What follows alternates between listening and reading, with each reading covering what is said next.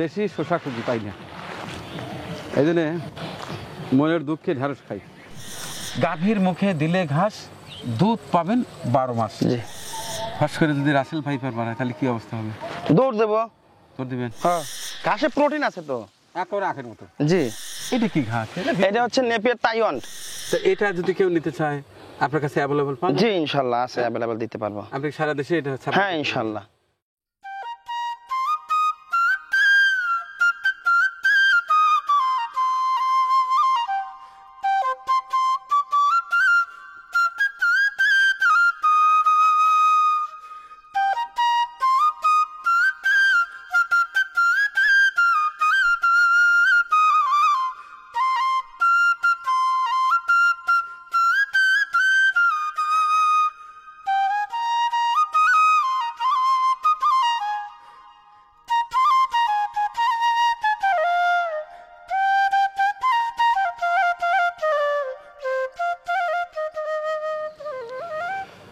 আসসালামু আলাইকুম, কেমন আছেন সবাই? আশা করছি সবাই অনেক অনেক অনেক ভালো আছে। আলহামদুলিল্লাহ আমিও ভালো আছি। গরু পালন, অনেকে আমাকে ফোনে এবং সরাসরি জানতে চায় গরু পালন কি আসলেই লাভজনক? তাদের উদ্দেশ্যে বলবো লাভজনক হবে, তবে যদি আপনি খাবার খরচটা কমাতে পারেন। তাহলে উপায়, প্রচুর ঘাস চাষ করতে হবে। পর্যাপ্ত পরিমাণ ঘাস খাওয়ালে আপনার খরচটা অনেক কমে যাবে। দানাদার নির্ভরশীল হয়ে যদি আপনি খামার করেন তাহলে কখনো লাভবান হতে পারবেন না। এখন প্রশ্ন যে ভাইয়া আমি কি ঘাস লাগাবো, কোন ঘাসে কত প্রোটিন, কোন ঘাস সব মাটিতে জন্মে, কোন ঘাস কখন জন্মে, কোন ঘাস খাওয়ালে গরু বেশি দুধ দেবে, কোন ঘাস খাওয়ালে মোটা তাজা বেশি হবে। আজ থাকছে ঘাসের উপর একটি প্রতিবেদন। যারা খামার করতে চান তাদের জন্য আজকের এই ভিডিওটি যথেষ্ট হেল্পফুল হবে। আশা করি ভিডিওটি না টেনে সম্পূর্ণ দেখবেন।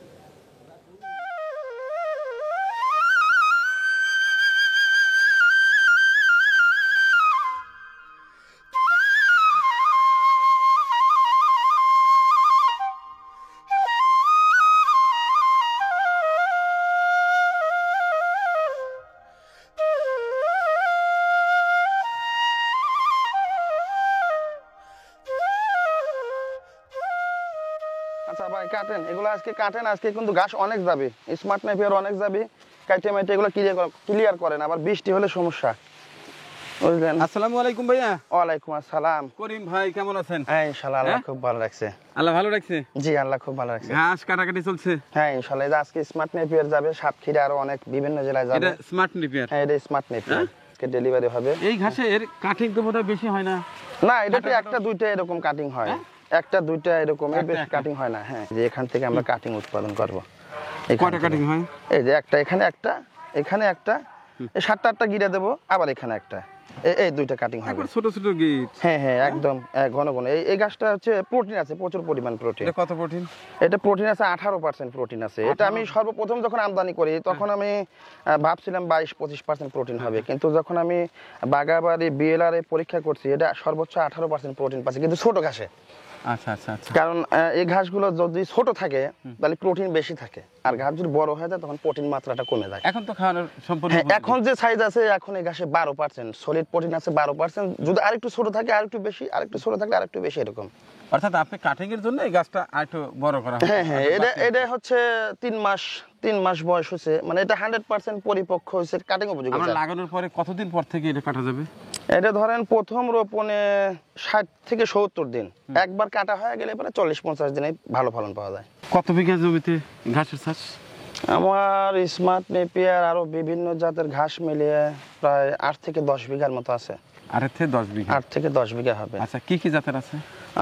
প্রথমত পুরনো জাতের মধ্যে আছে, যারা আছে, রেড পাকচং আছে, আরো আছে হচ্ছে নেপিয়ার, লোকাল নেপিয়ার। আর নতুন যে আমি কিছু আমদানি করেছিলাম, যেমন স্মার্ট নেপিয়ার 2020 সালে আমদানি করেছিলাম, এটা আছে। গুয়াতেমালা আছে নতুন জাত, 2021 সালে আমদানি করা। জাঞ্জিবার আছে, তাইওয়ান আছে, প্রায় সব মিলে 7-8 জাতের আছে, অজানা, জার্মান। আপনি আজকে কয়টা জাত দেখাতে পারবেন? প্রায় 6-7 জাত দেখাতে পারবো ইনশাল্লাহ। জি, তাহলে আমরা সময় নষ্ট না করে প্রথমে এটা দেখলাম স্মার্ট নেপিয়ার। জি, এটা ইন্দোনেশিয়ান ঘাস, এটা খুব ভালো একটা ঘাস। আমি মাছের খামারিকে দিয়েছি সাতক্ষীরা বাইরে, উনি অনেক চাষ করছে, আজকে আবার উনি নতুন করে অর্ডার দিয়েছে, মাছের খাওয়াইতেছে গ্লাস কাপ মাছের এই ঘাসটা। এই ঘাসটা মাছও খায়? হ্যাঁ, উনি আমার থেকে 50,000 কাটিং নিয়েছে সাতক্ষীরা বাড়ি, আজকে বলছে আমার আরো 5,000 কাটিং পাঠাতে, এটা কাটতেছে ওনার জন্য, গ্লাস কাপ মাছ রেখা হবে। আচ্ছা ঠিক আছে দর্শক, আমরা আজকে বিভিন্ন জাতের ঘাস চিনব এবং তার প্রোটিন সম্পর্কে জানার চেষ্টা করব, এবং কিভাবে কি মাটিতে কোন জাতের ঘাস কোন সিজনে অর্থাৎ কোন ওয়েদারে জি ভালো হয় সে সম্পর্কে জানার চেষ্টা করব। ভিডিওটি অবশ্যই হেল্পফুল হবে, স্কিপ না করে শুধু দেখতেই থাকুন।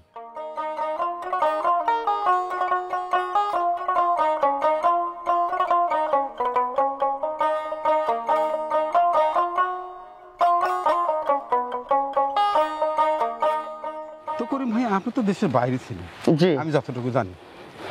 আপনি দেশে এসে এই যে ঘাসের কাটিংয়ের ব্যবসা করে দিলেন, এর পাশাপাশি আর কি করেন? আমি প্রথমত স্টেশনে রত্না বীজ ভান্ডারের সঙ্গে বীজের ব্যবসা করতাম বিদেশ থেকে আসার পর, আর পাশাপাশি গরু পালন করতাম। তো ওই বীজ বিক্রি করতে করতে অনেকে আমার কাছ থেকে স্থায়ী ঘাসের বীজ চাইতো, কিন্তু স্থায়ী ঘাসের তো কোনো বীজ হয় না। স্থায়ী ঘাসের কাটিং ছাড়া বীজ বপন করলে একবার দুইবার কাটলে শেষ হয়ে যায়, আর কাটিংটা রোপণ করলে দেখা যায় 5 থেকে 7 বছরে একটানা কাটা যায়। তো এটা হচ্ছে অজানা হাইব্রিড ঘাস, এটা পানিযুক্ত জমিতে চাষ করা যায়, 12 মাস পানি থাকে এবং 12 মাস শুকনো, উভয় জমিতে এই ঘাসটি চাষ করা যায়। এটা খুব নরম জাতের একটা ঘাস। এই যে অনেকে জমিতে পানি থাকে। জি জি জি। দর্শক, অনেকেই আমাকে বলেন যে মানিক ভাই, ঘাস চাষ তো করতে চাই, আমাদের এলাকায় বছরে 3 মাস পানিতে তলিয়ে থাকে, সেক্ষেত্রে কি করব? আপনারা এই ঘাসটা চাষ করতে পারেন, এটা পানিতে এবং শুকনোয় 2 ধরনের মাটিতে হয়। আচ্ছা, এই যে এই পাশটায় রেড পাকসুন দেখতে পাচ্ছি, এটা কি পর্যাপ্ত পরিমাণ কাটিং আছে? অনেকে কিন্তু এটা পছন্দ করে। কেন? জি, এটা ভালো ঘাস, তো এটা অস্ট্রেলিয়া সর্বপ্রথম আবিষ্কার করছিল। কিন্তু এটার গ্রোথটা বোধহয় না, এটার প্রোডাকশন ভালো, এটা গ্রোথও ভালো, ঝোপাও বড় হয়। শুধু এই ঘাসে একটু হালকা, যাদের অ্যালার্জি আছে তাদের সমস্যা, এই কারণে মানুষ একটু কম নেয়। অর্থাৎ একটু ধার ধার, গায়ে একটু হালকা হুল জাতীয় আছে। তাছাড়া এই ঘাসে প্রচুর পরিমাণে প্রোটিন, এটা কিন্তু গরু খাওয়ালে দুধ মিষ্টি হয়। এটা গাভী গরুকে খাওয়ায় দুধ মিষ্টি হয়। ধার ধার না? না, এই গায়ের সঙ্গে হালকা একটু হুল আছে, এই তাছাড়া কিছুই না, এমনি ঘাস ভালো। আচ্ছা ঠিক আছে, চলেন আস্তে চলতে চাই।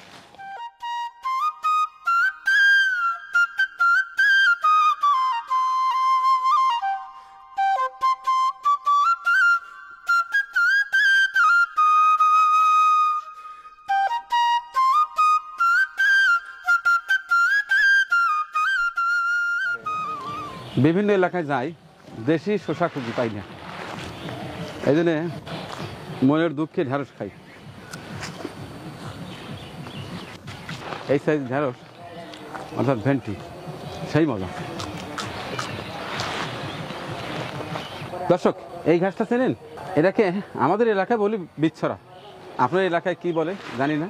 ছোটোবেলা যখন ছাগল পালন করতাম, 2-1টা ছোটো ছোটো গরু ছিল, আমরা কিন্তু জমি থেকে এই ঘাসগুলো তুলে নিয়ে আসতাম, আবার মাঝে মধ্যে গরু ছাগল এই মাঠে নিয়ে আসতাম খাওয়াতে। এই বিচ্ছরা ঘাস ওরা খুবই পছন্দ করে। এটি অবশ্য চাষ করে যে কাটিং বিক্রি, সেটি তেমন একটা হয় না, এটি নর্মালি গ্রামগঞ্জের মাঠে দেখা যায়।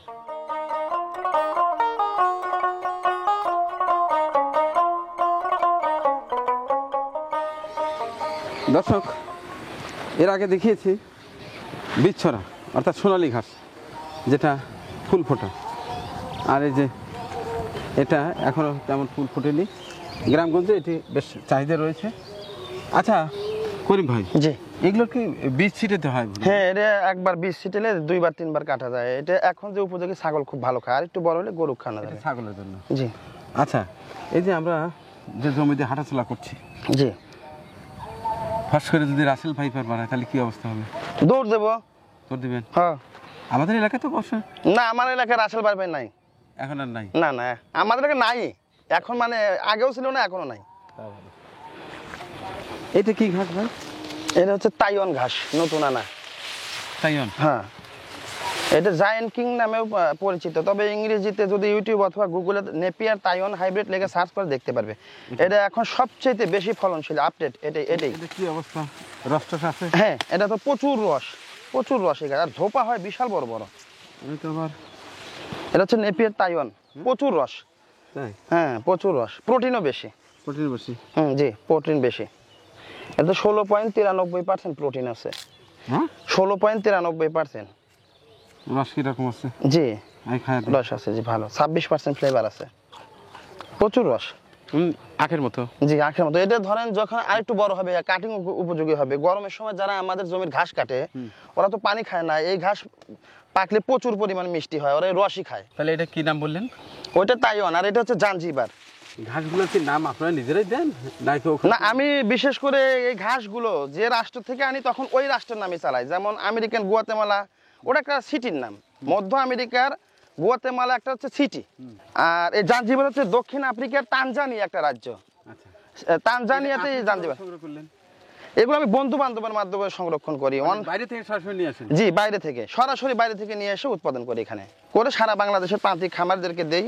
প্রথম যারা ঘাস কাটিং বিক্রি করে ব্যবসা করে তাদেরকে দিই, তারপরে ধীরে ধীরে সারা বাংলাদেশের প্রান্তিক খামারের এটা সংগ্রহ করতে পারে। এটা একবার লাগানোর পরে কয়বার কাটা যাবে? এটা 5-7 বছর কাটতে পারবে। আর এটা ছাগল গরু উভয় প্রাণীকে খাওয়াতে পারবে। এই ঘাসটা নরম, একদমই নরম, এই যে কচুর মতন, এই যে গাছটা বেশ নরম। তা আমাকে কিছু কাটিং দিন। হ্যাঁ ইনশাল্লাহ দেবো। জানেন তো এখন আমিও খামারি। হ্যাঁ এটা এটা কিন্তু এই দেখেন, এই যে গোড়া, এই যে আমি গোড়ার কাছে দেখাই। বিশেষ করে অন্যান্য ঘাসে যে আঁশটা থাকে এটাতে কিন্তু ওই আঁশটা নাই। এই যে এটা তো ঔষধি গুণাগুণ আছে। যেমন এটাতে এই যে এই দেখেন, এই যে গায়ের সঙ্গে যে হালকা চুন জাতীয় আবরণ আছে, এটা হচ্ছে গরুর পেট ফাঁপা, বদহজম, মানে এটা পেটটা ফাটতে দেয় না। এটাতে উপরে যে চুনের যে একটা পলিশ আছে, এটা একটা ভালো একটা ঔষধি গুণাগুণ। দর্শক, যখন ঘাস কাটতে আসবেন এরকম ঘাস পিপাসা লাগলে আর পানির বোতল আনন্দ লাগবে। দেখেন একটা প্রচুর পানিয়ার মধ্যে, এবং সমস্যা নেই তো? না না না সমস্যা নেই তো, ভালো তো, ঘাসে প্রোটিন আছে তো। একেবারে আখের মতো। জি, আর নরম, এটা সবচেয়ে নরম। মানে যেগুলো আমাদের কাছে যে বড় জাতের ঘাসগুলো আছে সবচেয়ে এটাই বেশি নরম, রাবারের মতো। তাহলে এইটা সেই গুয়াতিমালা? জি এটাই সেই গুয়াতেমালা হাইব্রিড ঘাস। আমরা যে ঘাসের পাশে দাঁড়িয়ে আছি এটি হচ্ছে গুয়াতিমালা। ঘাসটা বেশ ভালো হয়। দেখেন এক একটা ঘাস কত দূরে লাগিয়েছে, এখান থেকে এখানে প্রায় 4 ফিট।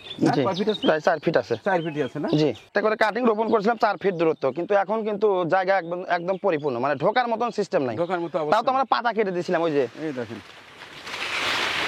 এই পাতাগুলো একবার কেটে দিয়েছিলাম অতিরিক্ত ফলন হওয়ার কারণে, যেন ঝড়ে পড়ে না যায়। তাই? জি, বেশি পাতা হলে ঝড়ে পড়ে যায়। কয়টা কাটিং লাগানো আছে? এখানে একটা করে কাটিং লাগানো আছে প্রথম। একটা কাটিং? জি, প্রথম তো আমি অল্প চারা আনছিলাম, অল্প চারা সংকট ছিল, দিন একটা করে রোপণ করছিলাম। তো এটা যদি কেউ নিতে চায় আপনার কাছে অ্যাভেলেবল পান? জি ইনশাল্লাহ আছে, অ্যাভেলেবল দিতে পারবো। আপনি সারা দেশে এটা ছাড়া? হ্যাঁ ইনশাল্লাহ। আচ্ছা, তাইলে এরপরে আর কোনটা দেখবো? এই যে এইটা কি জাতের ঘাস? ওটা ওই জাঞ্জিবার, দক্ষিণ আফ্রিকার তানজানিয়া থেকে আনা। আচ্ছা ঠিক আছে, এরপরে কি দেখাবেন? এরপর ওই পাশে আছে হচ্ছে তাইওয়ান হাইব্রিড। Taiwan hybrid? জি আচ্ছা ঠিক আছে।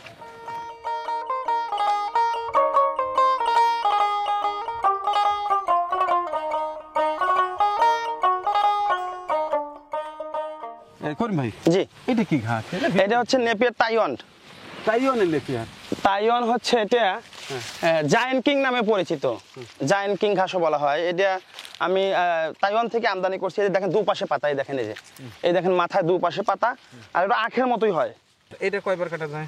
এটা ধরেন যে 35 দিন 40 দিনে 6 ফিট হয়ে যায়, সবচেয়ে দ্রুত বড় হয় এটা। কয়বার কাটা যায়, কতদিন পর পর? আর 40 দিন পর পর কাটতে পারবে, 5-7 বছর একটা না কাটতে পারবে। নতুন করে আর লাগাতে? না, নতুন করে লাগাতে হবে না। 1 বছর পর ওই ঘাস যে সারি সারি করে রোপণ করে, ঘাসের গোড়ায় কিছু হালকা নতুন করে মাটি দিলে আবার নতুন করে যৌবন ফিরে পায়। আর লাগানোর পদ্ধতিটা? লাগানোর পদ্ধতি হচ্ছে ধরেন যে জমি চাষ করে কাটিং গুলো কেটে মাটিতে শোয় দিয়ে হালকা মাটিতে ঢেকে দিলেই হবে।